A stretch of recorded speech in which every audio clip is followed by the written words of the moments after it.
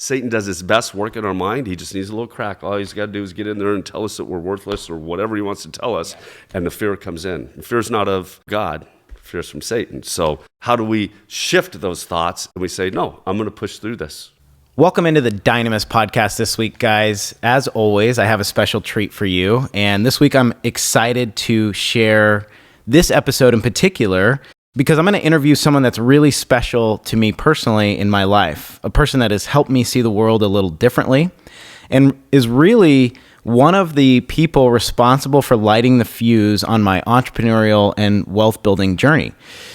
A lot of conversations like what we're about to have made me start to realize the possibility and potential of truly taking charge of my life and directing it into a direction that I wanted it to go in. And I wanted to deliver that greatness with all of you. A lot of these conversations and this conversation that we're about to have was super influential in my journey. I'm going to talk about effective altruism in just a second, but I wanted to share this conversation with as many people as possible. And with that, I would like to introduce to the studio, the traveling studio this week, Ernie Becker V, also known as my bonus dad or stepdad. So Ernie, welcome.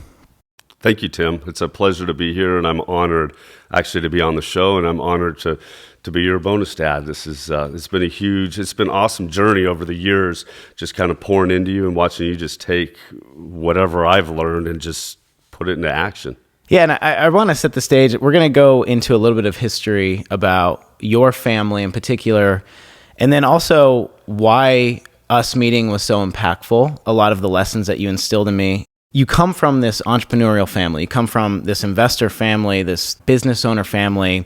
And I came from business owners too, but when I met you, you were totally opening my mind to concepts that I had never even considered or thought of before. They're blowing my mind. And we'll get into your resume in just a second and what your family's lineage is. But I remember you and my mom got married about just over 10 years ago. And when I met you, I thought that you were from outer space a little bit.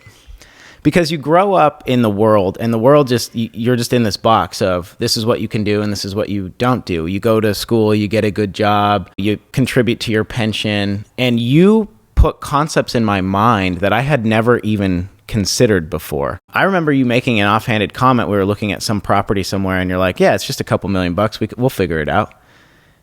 And my brain almost melted out of my face at that point because I didn't come from having a mindset like that. I was very much like, work hard, get a good job. Maybe you can get a house in the suburbs somewhere. I just assumed that you had to be rich to stay rich. And you really opened my eyes to, hey, you have the ability to take charge of your life and direct the trajectory of your life in any direction that you want to go. And it was super impactful to my journey. And I would say from growing up and being involved in the different developments and stuff, for me, it was the same thing. It was like, wow, $1 million, $2 million for a deal. For me, it was kind of blowing my mind because I didn't grow up just having access to funds and these development properties. I actually came up and worked my way up the ladder. And after a period of time, I'm like, wow, here I am. Now I have these different opportunities. I'll just touch on one of them. I was at the BLM auction, and my dad had me go down there, and he's like, okay, we got this property that's next to our other. Let's go ahead and purchase it. And I remember down there bidding on it, and I'd never been in that arena before at that level with these people bidding on $100 million properties, right? So I bid on it, and then the time came where I had a blank check. I had to write the check, and the check was close to $1 million. And I was like, I'd never written a check for close to that. So it was an experience for me that, wow, you just got to continue to move forward and keep going. And $1 million, and the property was worth, I don't even know what dollar amount it was at that time. But, it's unlimited, what we can do. And especially if you bring others along, and you got others along investing with you. Now, here you go, you can take it to a whole new level. Yeah, it's not only just like those concepts or doing the deals or the money, it was everything. Like you opened my mind to personal development, to mindset, to growth, to education, to books. I think you were the second person that gave me the book Rich Dad, Poor Dad. When I was in high school, I had a friend whose dad gave me that same book, and they were a small little business owner, and I always looked up to business owners. I always thought they were so interesting and cool, and they could take charge of their life. But I don't know, being a high school kid, I just never opened the book. And here I meet you in my mid-20s after I'm out of the Army, and you're talking about this bonkers topics that in my brain, I'm like, this guy's out of his mind. And the thing is like, you never pushed us to do anything. You never told us like, you need to go read this book. You would just simply provide the tools and allow and facilitate a path for us to pick it up and go for it. But you never pushed it. And it's interesting because you just lay these breadcrumbs of, hey, if you want to come on the journey, here's how you start. I was really appreciative of that, and it made a huge difference in my life and how I live my life today. I think it would be really cool if we kind of talked about who you are, what your family legacy is, because your family has a huge name in Las Vegas. You guys are real estate developers. Your family is a known family in Las Vegas, and there's a reason for that. Let's set the stage with this journey, with how the Becker family became the Becker family, what you guys really are known for in Las Vegas, and kind of where we're at today in the journey. If I just take it back to the starting point, my great-great-grandfather, Ernie Becker V, he came over from Germany and made his way out west, out to California here, and he was a land prospector, him and his wife, and so that's where their journey started. And then their son, Ernie Becker II, which is my great-grandfather, he developed a lot of Palmdale, Lancaster, those areas, and he was a developer. And then my grandfather, as he came up and he graduated high school and he attended USC, and his thing was, I'm going to continue the family and I'm going to go forward and I'm going to develop. And so he started developing, but in California, it took so long to get a permit and go through that process. And then he got a tip from Howard Hughes' secretary that Howard Hughes was coming to Vegas. And so he came to Vegas after that, and he said, I'm going to buy a bunch of land. So he bought a bunch of land in Vegas. And then my father went to Hollywood High, and when he graduated Hollywood High, he wasn't sure exactly what he was going to do. And my grandfather said, well, why don't you come and move to Vegas? And why don't you just run my tract homes? Because my grandfather was a big home builder at that time. And so he moved to Vegas. All of us kids were born and raised there in Las Vegas. And from there, him and his brothers partnered up. And as they moved forward, they started shifting away from the homes, home building, and they got into apartments, shopping centers, commercial properties, and multifamily, and then eventually, of course, hotel casinos. So that's kind of the pathway they took. As I was young, coming up, I would be on the tracks, and they would have me cleaning up the tracks and doing labor work, stacking lumber, and doing all that. When I was a kid, before I was even in my teens, they instilled those, number one, entrepreneurial aspects into me and the value of work and get in. And it doesn't matter what you're doing. I was taught to pick up the shovel, stack wood. It didn't matter. I wasn't too good to do those things. No, I got in the trenches and did it. And that's what they taught me. And I think those are the values that are so important for especially us entrepreneurs to be able to move forward and to just do whatever it takes, whatever that dream is, whatever that vision is that we have, that we just step in and our mind, we do it. And you know what? We're going to get knocked down. This is what happens in life. We get knocked down. And I think one of the biggest values is you jump up and you get going and you keep on going. So that's what brought me to me. And I got my general contractor's license when I was around 18, and I just followed in the family's footsteps on development. And then forward from there, I developed E5 coaching, founded that, and that's kind of my passion is empowering people and supporting people to get to that next level. And that was a really, really quick flyover. And we're going to rewind a little bit, and I'm going to highlight a couple key points of that. But that's such a small summary of where you are today and what you're doing today. You flipped homes, you have put together large land syndications, you have developed apartment complexes and shopping centers, and you had a general contractor's license, you ran a framing company. It was always something. It was one thing feeding another thing, and the proceeds of all of these, entrepreneurial ventures were going into investments. Something that Ernie instilled in me very early on was the value of delayed gratification. And I want to rewind and talk about your grandfather. There's a couple things here that I want to touch on. Number one, he received a tip from a secretary, right? Obviously, this is probably good information, but extremely risky. Extremely risky. He received information that he believed was actionable and valuable, and Howard Hughes hadn't fully gone to Vegas, but it was looking like he was going to Vegas. He was going to build an airport and factories.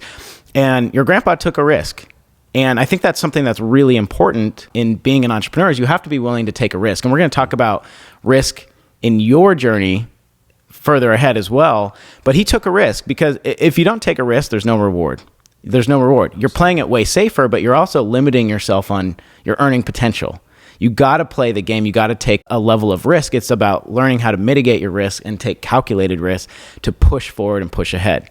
But the other thing that he did, and when you tell the story kind of at a 10,000 foot view, you miss this. He didn't buy valuable property in Las Vegas. He bought property on the outskirts and waited. He bought thousands of acres and waited for the city to grow. He knew it was going to grow. And this is another theme that your dad exemplified when he did convenience store developments. We can talk about that journey as well. But there was purchases in the direction that growth was going, and it's a buy and wait, knowing that the delayed gratification of that is going to be 10x what it would be for a single transaction today. And I think it's really important because a lot of what you work on and build is for delayed gratification. We're working on a project together right now. We're working on a syndication. You're in your 50s. And you're working on these projects that are going to mature a decade from now because you're always thinking on a longer time horizon. And I've learned in my journey that people that tend to have the greatest level of success are people who can think on a longer time horizon and delay the gratification. You're also really good about balancing your time, though. And we'll talk about that in just a second. But I think it's important that we highlight the dirt purchased chasing Howard Hughes wasn't prime A+ real estate. It was the outskirts, and it was a buy and hold and wait. And there's risk and delayed gratification woven into those themes like that. I always say that a lot of what I do is I'm a seed planter. Of course, you heard what you said. You know, you planted these seeds, and I learned early on, especially from my spiritual mentor. You know, he laid this spiritual tools at my feet. It's my job to pick them up. And so there's risk in that too. You know, you talked about that. And so what is that risk we're going to take? In any investment, there's risk. You know, we got to be willing to push through that risk and take that risk. And so when I talk about seed planting, like you said, there's seeds I plant. I'm looking forward and I'm looking back. I'm planting a seed forward that's going to be a delay, that's going to be down the road. And then I'm planting a few here now. So I'm planting different seeds at different levels. And you got to look at the whole thing. When I was listening to Matty A, he mentioned the crock pot, right? Yeah. You get a deal and it's slow cooking. And I think that's so important to realize that we're in a world of just instant gratification. Well, there's value in waiting on things. And of course, with my faith and where God's in the middle, where is he working? I tend to just charge forward. I'm like, God, and I look back, oh, shoot, I got to get back here. So for me, it's planting those seeds, but being patient, right? Patience is a big piece. Yes, it's being patient, but also what makes successful people successful is knowing what things to be patient with and what things to be aggressive with. Because on the acquisition side, you're aggressive. You know, you're a person who doesn't make decisions out of fear. You'll see an opportunity. And when other people are maybe dragging their feet or not organizing an entity to go ahead and do the acquisition or the purchase, you are somebody who's like, let's just roll the snowball down the hill and get it going right away. But the payoff, the fruit for you, knowing that you're not going to pick that fruit for years and years and years, that's a combination of a special set of traits that make you unique and somebody who is valuable to emulate. I mentioned at the start of this podcast talking about the theme of effective altruism. I have a friend, and he's a really good friend of mine. His name's Philip, and he's a smart guy, very smart, very kind, just a person that you meet this guy and you're like, wow, there's something special about this individual. He's going to go somewhere and do something really cool. And he problem solves in a really unique way. He has the ability to see things outside the box. And we went for a walk recently, and I'm totally going to take out of context the theme that he shared with me, but he shared this theme of effective altruism. And I know I'm getting off on a tangent, but the reason I'm sharing it is important to this podcast in particular. He gave me this example of being like a spiritual leader or counselor in a hospital with patients that are dying, and you can impact one person at a time. Maybe that's your gifting and your genius and your blessing, and you're making huge strides in changing these individuals' lives, but you're only impacting one person at a time. And how many people can you do in a day? Maybe 3 or 4, who knows? And again, I'm totally manipulating this to my own definition, but to reapply leverage of your gifting and blessing, and instead of focusing on the individual patient, focusing on others who also have a gifting to go deliver the information in the same effective way that you can deliver the information. Now you have 10 people out there helping people, being a spiritual leader, counseling, whatever.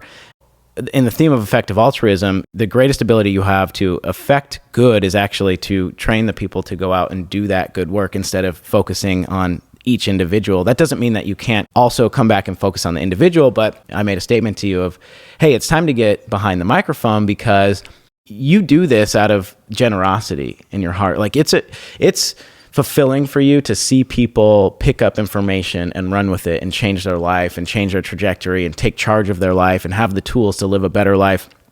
And, we were just having a conversation. I said, hey, Ernie, if you really believe in these principles and you want to help people, then you need to get behind a microphone and share your message with as many people as possible. And maybe some of these concepts will light the fuse in a different individual and they pick up the journey or maybe reach out to you. And so really that's the main reason we're here today.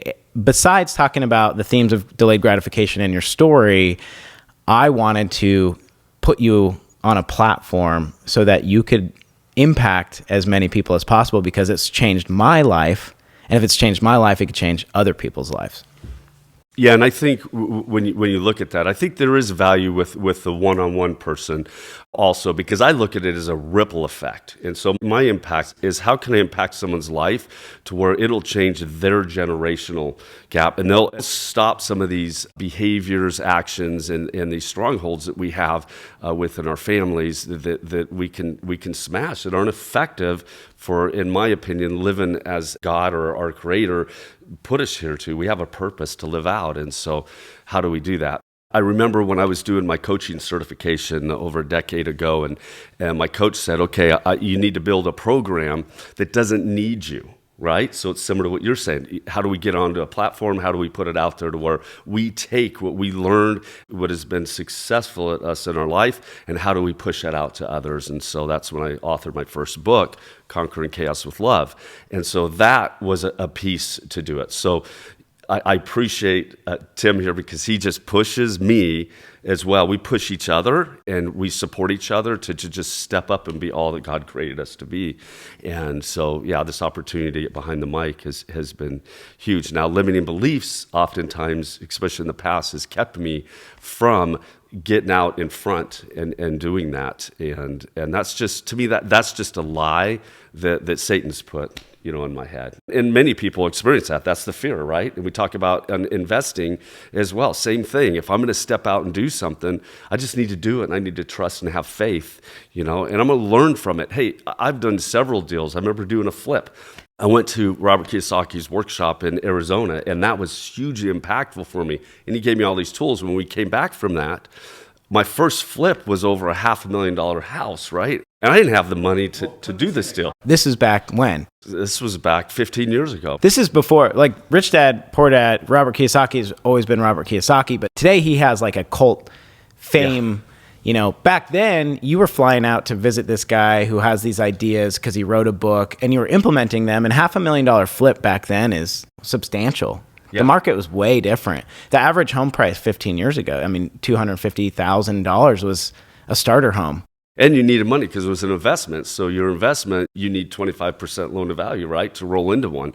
Now, I was fortunate in that time where I was able to build up these credit lines, and I was able to just go cash out the house. So I avoided a lot of different fees. So I cashed it out. I had the credit lines to be able to flip it. But I just remember when we went in and put this offer in, it was our first one. And the bank called and said, you got the deal. And I'm like, crap. I just was like, how am I going to do this? And Robert Kiyosaki said, I think every entrepreneur, put it out there. You'll figure it out. You'll figure a way to do it. And that's what we did. We figured it out. We figured out the financing. We got it. We flipped it. And I think we made 50, 60 grand on that within 4 months. And so that was my first flip. I hadn't done flips before. It was typically all new construction. We built, owned, and operated all our own stuff. So it was a whole different deal for me. But it's getting out there and taking the risks. Well, that's exactly how this podcast started.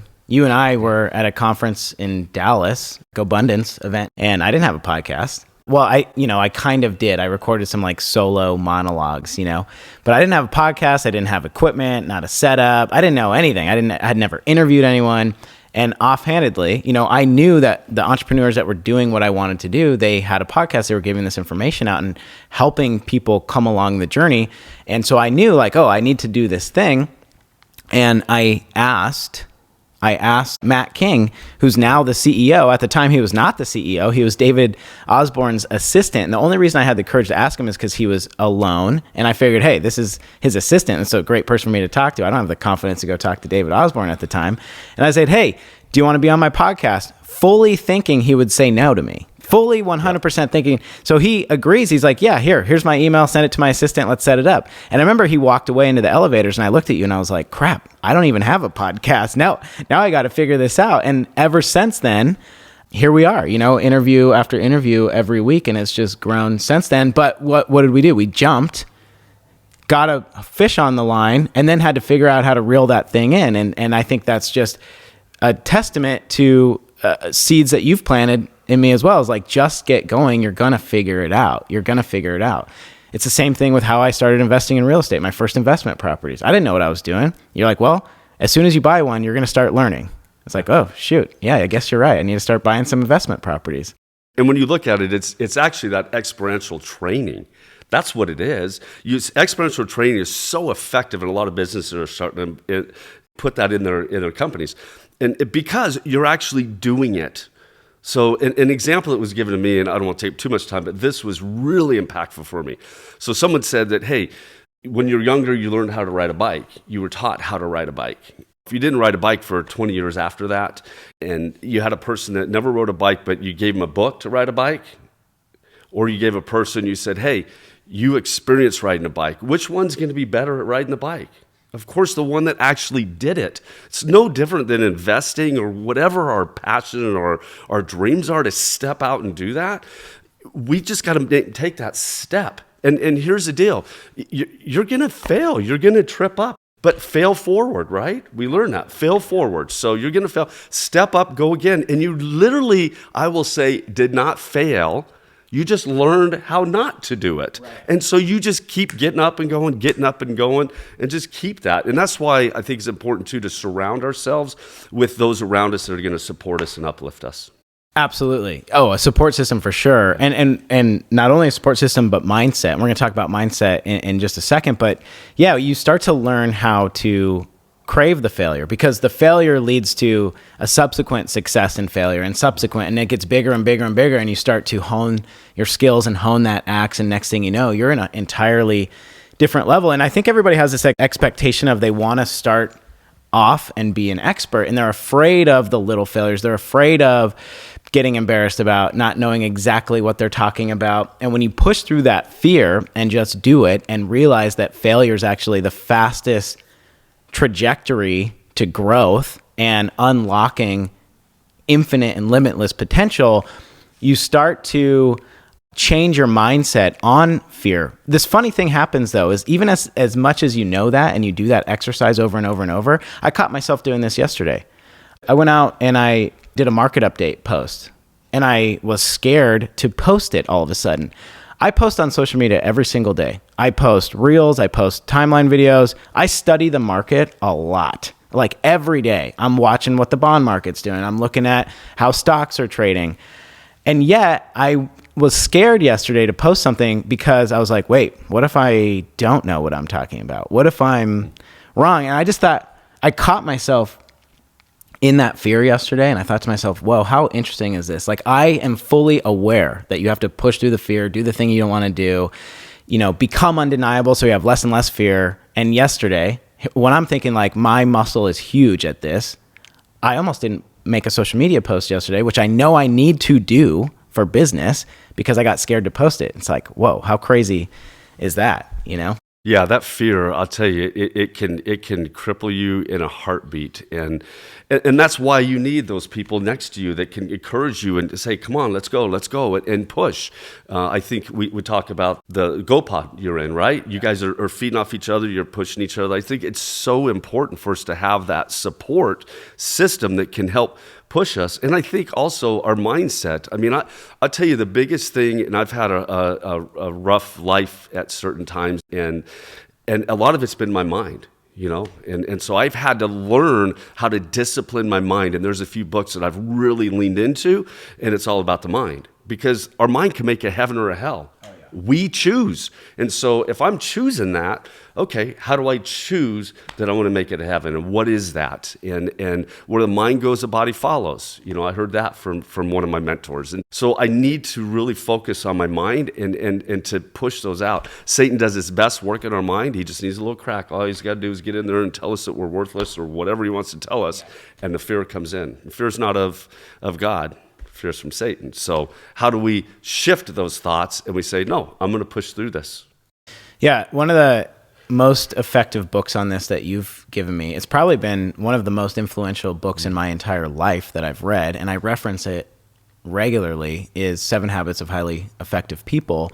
That book single-handedly changed my life, my outlook, and the trajectory, the path of my life. When I met you, I was just fresh out of the Army, fresh out of deployment cycles. In my brain, I was like, I'm hardened and there's nothing I can't do. And, I just got back from doing things that humans probably shouldn't do, like physical, mental, emotional. So in my brain, I thought, I'm functioning at this elite level. And when I met you, you were constantly reading a self-development book or going to coaching or counseling.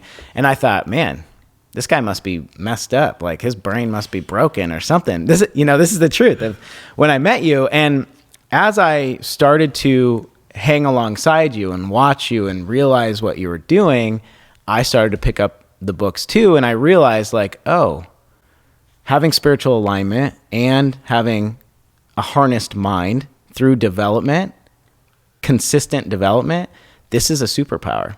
This is literally a secret superpower to manifest and create the life of your dreams. The life that you felt like was totally impossible to achieve is literally just a decision of whether or not you want to go get it. But when I first met you, I was like, man, this guy's like broken or something, his brain's broke.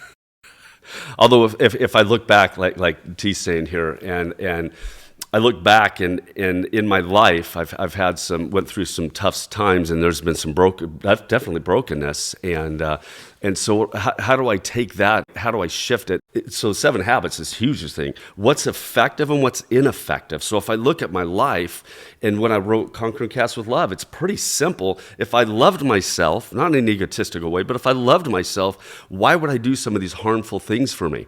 To myself. And so I learned that, okay, how do I shift that? How do I start creating those things that are more loving to me and my creator, right? He created me. And so how do I put those loving things and shift? And what I learned was when I started loving myself at a deeper level and took care of myself more, I was able to love everybody in my life at a whole different level. And that was hugely impactful for me. 7 Habits is one of my top 2 favorite books. I mean, because all of us, we either go victim or responsible. And so how can we look at that? We can say, okay, am I in victim right now or am I responsible right now? And how do we shift that? And I'll just put a shout out to my friend Tim Perkins, which Tim, and he was the one that really took hold of me with the 7 Habits book. He had us all as a team go through it together, and it was so impactful for me the way he laid that out for me that I'm like, I want to lay it out for everybody. I mean, I bought each of the kids and put it in their stockings for Christmas at 7 Habits. Hey, whether they pick it up and read it is their choice. But I also heard recently, I could pick up and read all the books I want, but if I'm not putting them into action, which that's where the rubber meets the road, if I'm not putting those into action, what good is it? You're absolutely right. Implementation is as impactful to success as the education. And I was actually talking with my friend Tyrell, who you've met before, and we were like going back and forth. I'm like, hey, what do you think of this quote? And he's like, no, don't say it like this, say it like this. And so we landed on, he's like, hey, I think you should rewrite this quote that you're working on to this. A man is defined not by education, but by implementation. I thought, yeah, that's a pretty good way to summarize it. You can have all the tools in the toolbox you want, but if you don't pick them up to go work on the car's never going to get fixed. I want to talk about this project that allows you to live the lifestyle that you live today. And this was a delayed gratification project. But before we get there, really quickly, you're the first wealthy person that I've ever intimately known, had a personal close relationship with. And if you're listening to this podcast and you think that sounds weird, why like it's important that I highlight that. Wealthy people who make their wealth think different. They take different actions, they think differently, they view the world differently. There's always a lens that you're looking through of finding the opportunity. Where's the opportunity? You're always looking for the opportunity. And something that was really unique to you, that was totally foreign to me, growing up in a regular middle-class American family, was you constantly talked about money. And it made me uncomfortable at first. I was like, whoa, like we shouldn't be talking about money. It's against the rules to talk about money. You would say, yeah, I have this much money over here, and this project cost me this much money, and this thing costs this much money. And I didn't understand at first. I was like, is this a flex? Is he so out of touch that he doesn't realize like this is lavish wealth he's talking about?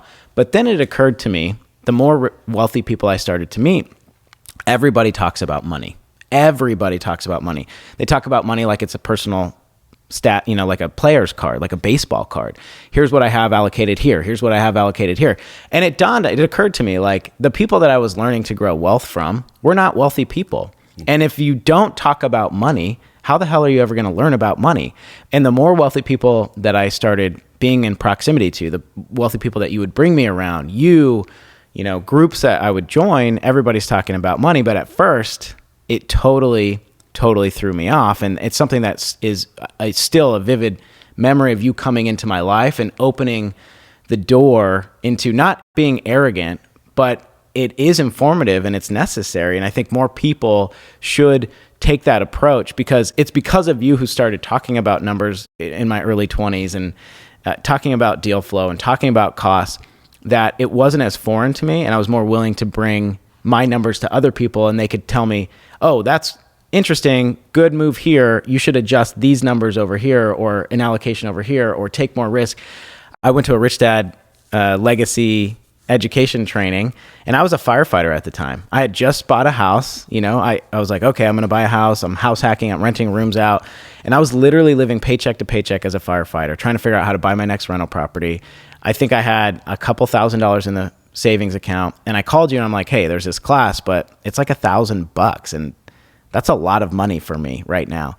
I said, is it worth it? Do you think I should go? And you said, I don't know, but I guarantee you're going to be better off. You're going to learn something. You're going to take something away from there that is going to spark the next thing and the next thing and the next thing. And you're like, I can't guarantee exact ROI, but sometimes you got to take the risk. You can sit on the sidelines forever, but you'll sit there forever and your life will never change. So you have to decide, what do you want to do? Where do you want to take the risk? And so really having you push me in that way is what started the journey. And it unlocked my mindset of, it made me think more in abundance, because the tighter grip I had on hoarding, like, oh, I can't spend any money to make any money, my income was never going to change. And now I spend thousands of dollars on education and proximity and training. And every time I spend, I earn, and it's just this crazy concept that was totally foreign to me that you introduced. And there's so many people that are just getting started who are unwilling to pay for the education, but it's the only way to cut the time horizon down on your success. You either have to fail, which takes a lot of time, or you have to pay for the education to cut the time horizon out of your journey. I mean, I think about like when I was younger and my dad, of course, successfully, financially and all these things. And I look at it and I go, okay, he's telling me, well, do this. Don't go buy that boat over there. Buy a rental house. I mean, this is what he taught me. Now, I didn't listen to that early on, right? I didn't listen to it. And so there's so much value in where do you put your funds and what do you do? And one of them is education. I mean, if we're not educating, what I learned, especially Rich Dad Poor Dad, is someone's got their head in a book all the time. That's an entrepreneur that's growing. We Education is so important. Now, we get education in a lot of different ways. Why would I not go to someone who's successful in whatever area of life I want to be successful in? I mean, there was a time where I was like, okay, I'm going to find someone that's financially successful. And what I mean by financially, and you talked about that, like with me, the wealth and stuff. And for me, the biggest wealth has been my spirituality and the love I have to give others. That's the biggest wealth I have. And if I can focus first and foremost on that, the rest of it just falls into place. But when we look at wealth, it's the why. Why do we have wealth? Some people have a negative thing. Oh, wealthy, the wealthy have done. No, it's wealth financially is a tool. And how can we use a tool? By me having that wealth, I'm able to impact more people. I'm able to have more freedom of my time to be able to pour into others because I'm able to have that liberty because of wealth. So, I mean, when you look at it, that education, that's why you recently went into a deal with your mom and sister, and I said, hey, you guys are going to learn. You're going to learn how you work together. You're going to learn how do we do this short-term rental? How do we do? You haven't had one. Now you're doing one. You're going to be educated, and I tell you, the education is so much higher than the profit number. Now you got to look at the profit number. You got to be able to say, okay, is this going to be sensible or not? But the education is so important. That's why I got my nose in a book every week. I'm reading. You know, it's how I've changed, and I didn't want to carry some of these behaviors that were ineffective that I learned through generations. I wanted them to stop here. There was a lot of positive things. I wanted to hang on to those. I wanted to take the stuff that wasn't effective, and how do I stop that and shift into doing something better and make it positive? Yeah, that is something that is true. You're the first whole life millionaire I met. And whole life, I mean, like, you're fit, you know, you're in shape, you're working out every morning, you're reading a book, you're on the elliptical reading a book, you have time freedom. And back to your wealth, you do give a huge amount. I think your give ratio is like 30% of your overall time and income, which is astronomical. 30% is huge. So it is really impactful. And in that theme of altruism, you are applying your time and wealth into others. You're giving to others where you believe, there's going to be a greater impact. You help so many people who don't have income to fight for themselves in court battles. You help with the church. How often are you on the phone for church every week? A 24-hour church, probably seven hours. Yeah. And yet you're still running this business that manages, I don't even know how many assets is in this portfolio, apartment complexes and commercial office buildings and centers. And you're a person who is doing what you say you're going to do. And it's really impressive. My biological parents, my mom and my dad, are incredible as well, like just as responsible for all the good traits, character traits, the hard work, the drive. My dad, I've never been more loved and supported by an individual, just believed in. To be believed in is just such a gift. But I don't want to make it seem like I'm being unfair where credit should be due. But, you have been really impactful in my life in a lot of ways. And I want to end this episode talking about delayed gratification and talk about a very particular deal. You have time freedom. You own your time. I mean, you have an office and you go in and you run a team, but if you made a choice tomorrow that you are never going into that office again, you could figure out a solution in the next few months to never have to go into that office again, realistically. And how you own your time really is in part to a lot of delayed gratification fruit that has come to harvest recently.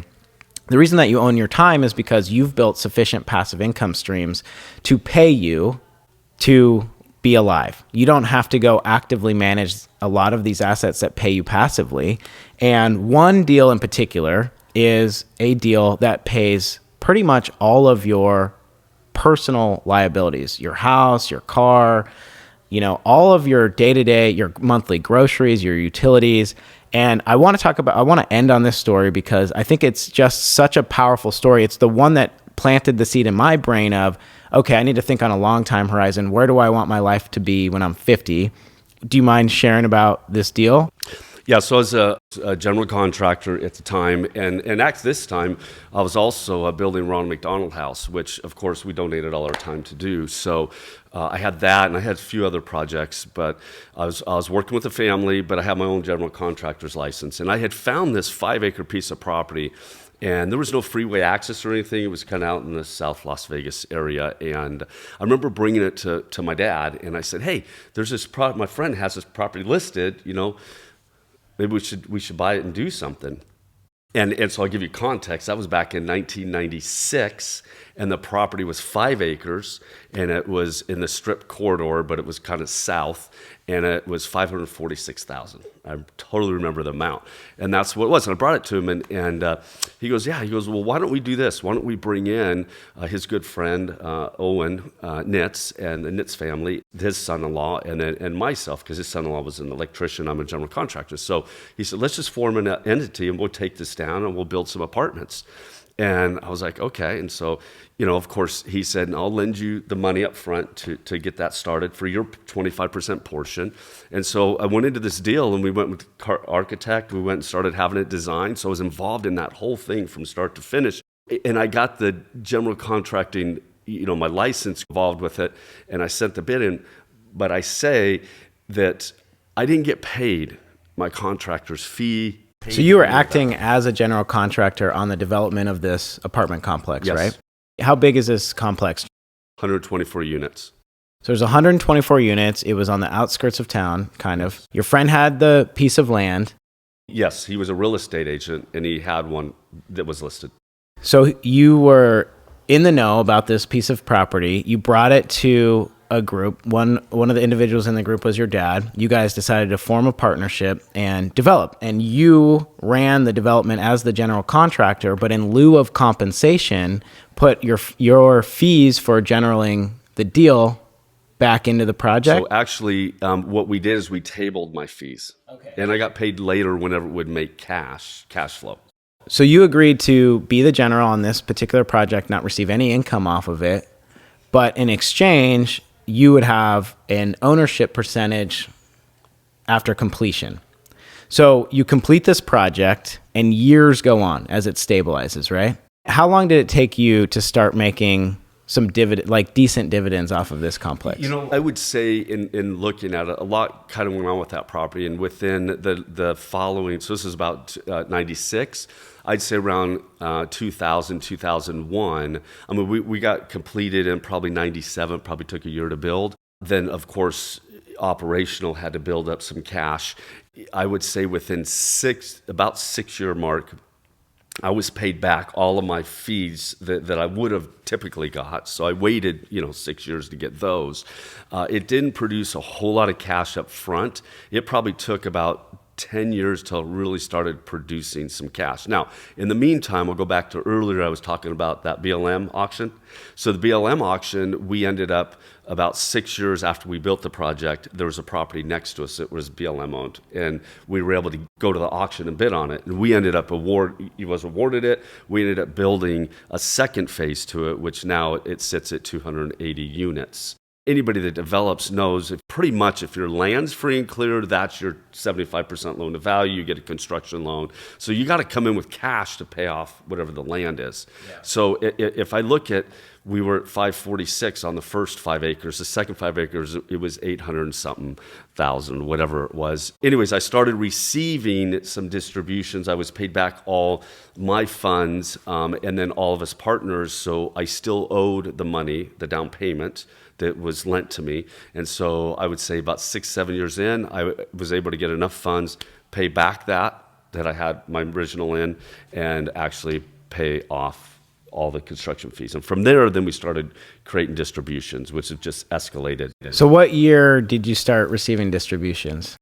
I would say it's probably, so if we say 96, I was saying about 7-8 years in is when we started receiving distributions. So almost a decade in, you started receiving distributions. Yeah. So it's 280 units total today. Not only are you receiving your distribution, but there's also these excess payouts as well that each owner is distributed out, what is it, quarterly? Monthly, we receive a distribution, and then we do semi-annual distributions. Semi-annual is like the excess in the account, right? Yes. But the point is this, is like, you found this opportunity, you aggressively pursued it, you found the who's to implement this idea, you donated your time up front. I don't want to say donated because, it was your portion of the investment, but you day to day in the front end of this project were doing work that you weren't physically getting paid on for the time because you were planting these seeds of delayed gratification to harvest this fruit later. And now that one project completely has made you financially free. Just that one project. Just that one project. And keep in mind, not the project, 25% of the project. 25% of the project, Is, yes. I mean, and now they have an on and off ramp. They built a casino across the street. So it's... Yeah. And when I say financially free, you have your time freedom. You enjoy, you guys have a beach house in Idaho out in Bear Lake. You come to California and enjoy going down to the beach in Laguna. You travel, you see your friends, and that 25% ownership pays that lifestyle. And I think that's just an amazing example of delayed gratification, aggressiveness, and taking a little bit of risk on the front end. And it's definitely something that I see and use as an example in my life today. On top of just that, you could chill right now. You have more than just that project. It's not just the project. There's other, apartments and shopping centers and office space, but yet you're always looking for something, and you fiercely guard your time. So you ask a question, how much time is this going to take me to do? Can I find people who are more capable than me to really run with this, and I just facilitate it? And when is this going to mature? We're looking at projects together, you and I now, which is really cool because I've come along on this journey, and I'm at a point now where I can start to bring ideas and deal flow, and we can, exercise it back and forth and talk about it. And you're as excited deal to deal and opportunities that I bring you, and you're like, okay, well, 5 years is going to be here before you know it. Boom. If we're getting distributions at year 5, let's go for it. 5 years from now, you're like doing the math. You're like, okay, and then what's the next thing and the next thing and the next thing? And that is just so important to highlight as a characteristic trait of you. You're not looking for delayed right now, and you're not coasting either. You could be done, but yet you're constantly reinvesting it. All these distributions and dividends, it's like, how can I make this go further? And the reason that you're willing to keep your foot on the gas pedal is not for you or your lifestyle, but it's because you see money as a tool to go impact and do the greatest good possible. Money is just a great form of leverage, and that's how you use it, and that's why you continue to do these things and push, and it's impressive. And it's been really amazing to model my life after those habits and traits, and it totally is responsible for the journey that I'm on right now. So, and I look at it, and for me now, at my age, I just read a book recently called Halftime by Buford, and that was really impactful. How, especially, you're driven to do these things, and how do you kind of shift those, and what's the next half of your life look like? And for me, it's poured into you and my other kids and grandkids. The biggest thing is, how do I instill and teach what I know? Because that's a legacy I want to leave and move on. And I want all of you guys to be able to take that and move forward and have the liberty and be able to say, hey, this is a dream I have. I want to go ahead and live out this dream. And most importantly, this is how I want to impact the world. This is what I want to leave behind. This is how I want to change. Like, for me, is how do I impact someone's life, and how's that a ripple effect through their life? And so that's where I'm at now. So do I need to go do more investments and do that? No, I could just sit and coast. But you know what? That's for me, that's not where it's at. How do I pour in? How do I continue to move that forward? Yeah, and you get excited by my excitement too. Like, for me, I'm in a phase of my life where I want to build something. I want to point to something and say, look what I built, And that's been the really awesome thing about having you in my life is you've been a great facilitator and an encourager. And what I mean is if I want to go do something, you empower me in a unique way, which is really great. It's the same way my mom and dad have empowered me too. Nobody's ever just handed me money and said, go do something. But you've been a great facilitator and an encourager of like, no, I believe in you. Like, you can take this risk. You can do this thing. And I think that's important, because if you just handed me money, what good would that really do, you know? And I'm in a phase right now where I'm building and I'm laying the foundation, and it's fun because you're excited about me building. You're always asking like what I have going on and what's next. So I can see that in your life, to be able to pour into people and allow them to encourage their growth. You're definitely doing it. Anybody who's willing to make the effort, you're willing to give the time, and it's just something that's really cool and special. I really appreciate you, and I love you, and I'm excited to have you on again in the future. We have a couple cool things that we're working on right now, a couple projects that we're trying out that we've never done. If they are successful and they come across the finish line, or even if they're not successful, I think it'd be really fun to come on later and talk about those projects and what we learned and what we got going on in the future. So I just appreciate you, and I appreciate having you on the show. Where can people find you? You can find me at E5 at e5coaching.com is the website. Also the same thing, E5 Coaching on Twitter, Instagram, Facebook. E5 Coaching website is the best way to find me. I heard you were on a couple old What Happens in Vegas Stays in Vegas commercials. Oh yeah, I had always wanted to be do modeling and do some acting. My uncle was an actor, and so I was like, oh, I just wanted to do that. Well, I just mentioned it to a friend of mine, R&R Advertising. He goes, oh, well, okay. Next thing you know, I got a phone call. Hey, I got this commercial. You want to be in it? I'm like, heck yeah, let me check it out. So it was an experience where I just stepped through some of that fear and stuff, and I said, I'm just going to do it. It's something I always wanted to do. Let me do it. So that was Well, guys, I'm going to put all of Ernie Becker V's information in the show notes. But before we close out of here, I just want to finish with one quick thing. Proximity is incredibly powerful and it's important. And we are building a movement that is doing some really special, really cool things. And I talked to you about how just having Ernie in my life, having his ideas, his mindset, how it influenced the trajectory of my life. If you don't have anybody like that in your life, you need to actively and aggressively seek a different room. Seek people who are doing things that you want to do. And if you don't have that network, come out. If you're local in the Tacoma area, come to our meetups. We hosted Pints and Properties. We meet at a brewery. We discuss these out-of-the-box ideas. We help analyze deals. If you are working on a project that you don't really understand what you're looking at, you want help looking at numbers, I promise you there's going to be somebody in the room that's done it, who has the experience, has that contact in their phone.